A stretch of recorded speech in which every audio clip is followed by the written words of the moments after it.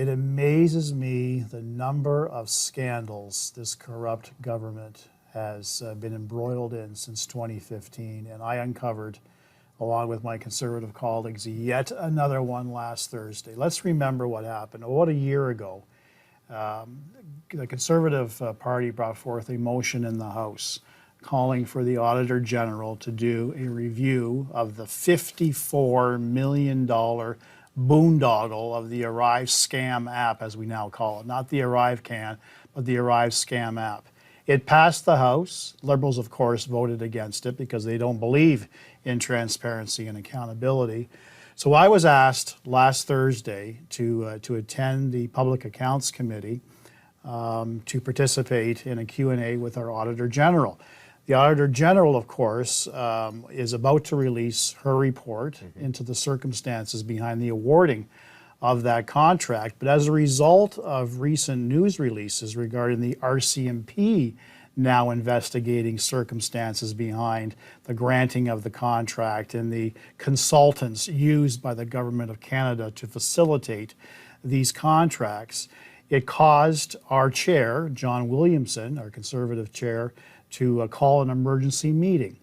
It was agreed by the House, by the members of the committee. It was a 2-hour meeting. So I was not part of the first round, I was part of the second round. I had a 5-minute Q&A with the Auditor General, and she surprised all of us by informing the House that, to her amazement, she didn't know that the RCMP was investigating criminality with respect to the awarding of the contracts. She didn't hear it until she read it in the Globe and Mail. And I thought to myself, the government certainly knew about this several weeks, if not months, before the news broke in the press. Why wouldn't the government notify its own Auditor General that there's an additional layer that perhaps needs to be explored regarding the RCMP looking at criminal charges? She wasn't aware. She described her disenchantment, the fact that she wasn't pleased that she didn't hear it from the government. And I said to the Auditor General, not only are you disappointed, I said all parliamentarians should be disappointed, but more importantly, Canadian taxpayers should be profoundly disappointed that this government, who has vowed to be transparent and accountable at every turn since 2015, has done nothing but. And literally after I finished my 5 minutes of questioning, the next question went to the Liberal bench, and the Liberals brought a motion supported by the NDP to shut down the Auditor General's 2-hour meeting without any further accountability. So it obviously begs the question, what are you hiding now? But I can see the advantage for the the Liberal Party for shutting down the meeting. What about the NDP? What is their logic? What's their strategy here? Their strategy is they blindly follow the government when it comes to... Don't they want to win? Or try to win? They have lost their identity, Jamie. With all due respect, they have completely lost... You're not going to offend me. They've lost their principles. They've lost their values. They will roar loudly in the House if they feel the government is underperforming and not meeting to Canadians' expectations, and then they'll blindly vote in favor of this government. So I have no doubt in my mind that somehow the lone NDP member on that committee was instructed to go along with that particular vote. Do you want to name and shame? Should we name and shame? We could name and shame. I'm just trying to remember the member now.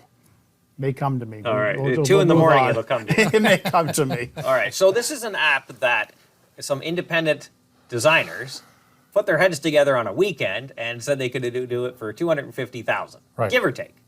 The Liberals said $54 million. That seems like a bargain to me. What? I mean, is there any responsibility?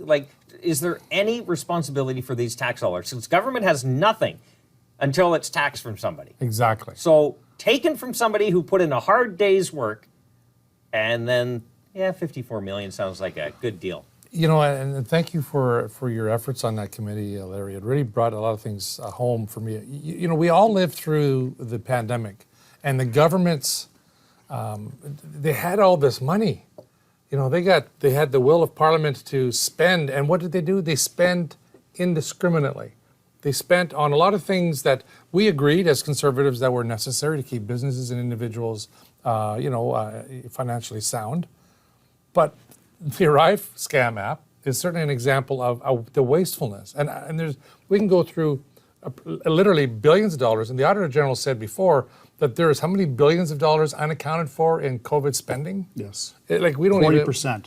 40% of what? 200 billion? 200 billion. Yeah. And we don't even know where it went. So I mean, to me, the ArriveScam app is but just a tip of the iceberg when it comes to mismanagement of this government's finances, the Canadian taxpayers' finances. So not only is it a scandal, Jamie, in my view, it also exposes the hypocrisy of this Prime Minister. If you remember, after it was discovered that this price tag was $54 million, he expressed his shock, he expressed his concern. In fact, his exact words, that price tag was highly illogical, is the phrase that he used in the House. Yet, it's illogical enough for him to say that it should be investigated, but when the RCMP is now looking at criminality involving top senior bureaucrats with the Government of Canada, that's something that the taxpayers should not be exposed to. So there is a scandal here. I will continue to dig. I'm like a dog with a bone. I will continue to pursue this until we can shed all of that light on this particular issue. Now, credit to the Liberals, though. Have you been to the airport lately? So the Nexus line is super small, like in terms of how many terminals.